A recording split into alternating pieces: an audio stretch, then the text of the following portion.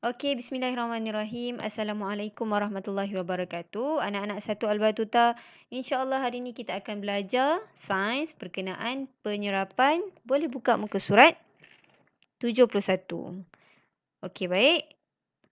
Subtopik kita yang pertama, objek menyerap air, objek tidak menyerap air. Okey, baik. Okey, lihat dekat gambar ni, ada air tertumpah dekat atas meja kaca. Kemudian ada seseorang tolong lapkan kan? Tolong lap. Okey, maka gambar yang kedua ni dah bersih dah meja tu sebab dilap dengan bahan yang betul. Okey, baik. Kalau kita tengok dekat sini ada objek yang boleh serap air, ada objek yang tak boleh serap air.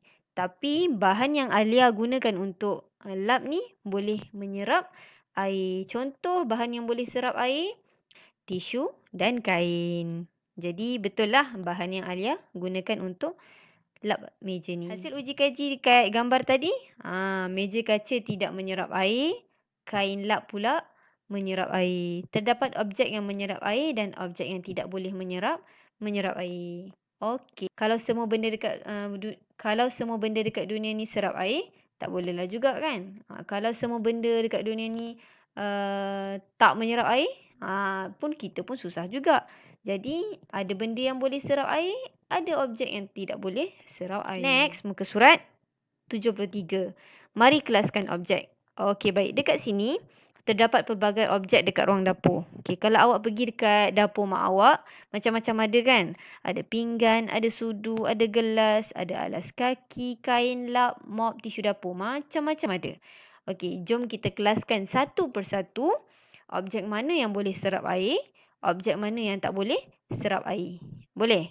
Okey, jom. Kita ada partition objek yang boleh menyerap air dan objek yang tidak boleh menyerap air. Kita susun satu-satu. Yang boleh menyerap air. Okey, kita patah balik dekat gambar tadi. Awak rasa yang mana?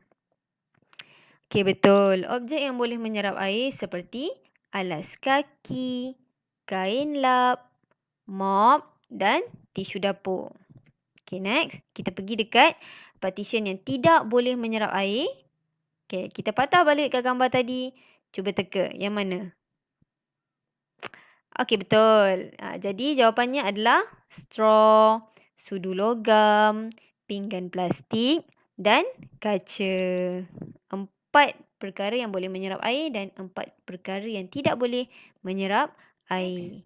Okay, keupayaan objek menyerap air. Okay, kejap lagi Ustazah nak buat satu eksperimen. Aminah cakap kertas menyerap air.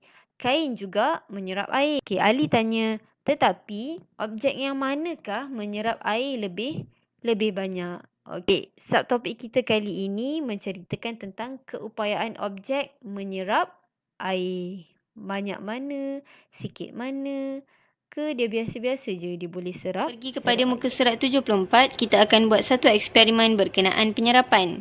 Yang pertama, kita perlukan bahan satu cawan air yang berwarna. Ustazah pilih air yang warna merah. Yang kedua, kita perlukan satu batang lidi. Dan yang ketiga, kita ada beberapa potongan. Yang pertama ada kertas. Yang kedua, kita ada tisu dapur. Dan yang ketiga, cebisan kain. Okey, kemudian kita masukkan dia ke dalam air. Perlahan-lahan. 1, 2, 3. Kita angkat semula. Okey, sekarang kita boleh lihat ini hasilnya.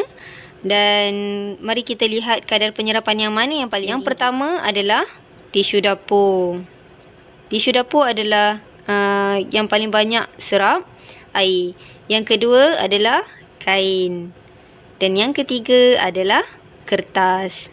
Okey, susunannya adalah tisu dapur, kain, kertas. Boleh buat sendiri dekat rumah. Itulah tadi eksperimen yang telah dijalankan. Jom kita baca hasil uji kaji.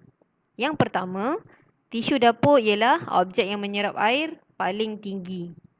Kalau awak lihat dekat eksperimen yang saya jalankan, tisu dapur dia serap air hampir keseluruhan permukaan tisu. Dan yang kedua pula, kertas ialah objek yang menyerap air paling rendah. Dan kertas pula, dia serap air separuh sahaja kan kalau awak tengok. Dia tidak menyerap air keseluruhan keseluruhan kertas. Begitu juga dengan kain.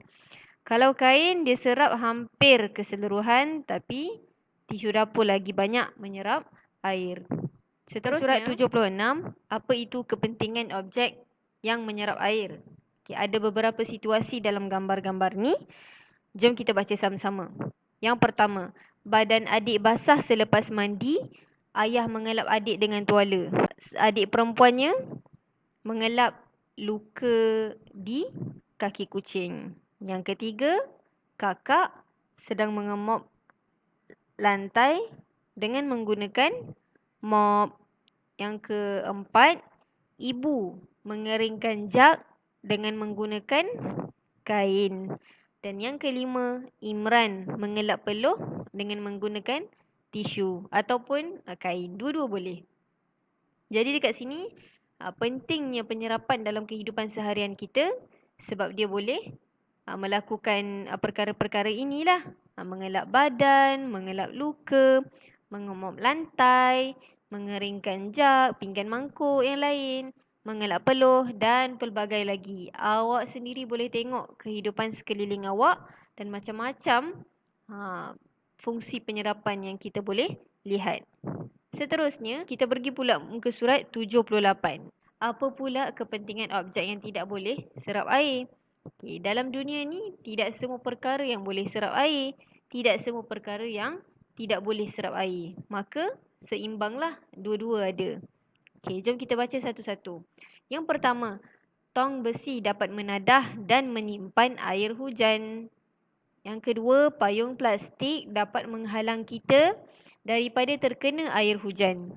Yang ketiga, kasut getah dapat mengelakkan kaki daripada basah. Dan yang keempat, cermin kaca pada kereta dapat mengelakkan kita daripada terkena air hujan. Inilah fungsi-fungsi objek yang tidak boleh serap air. Kalaulah benda-benda ni dia serap air, maka basahlah kita dekat mana-mana kan. Itu saja tajuk penyerapan kita pada hari ini. Selamat belajar anak-anak dan terima kasih atas fokus dan perhatiannya. Ustazah doakan semua dapat ilmu yang bermanfaat insya-Allah.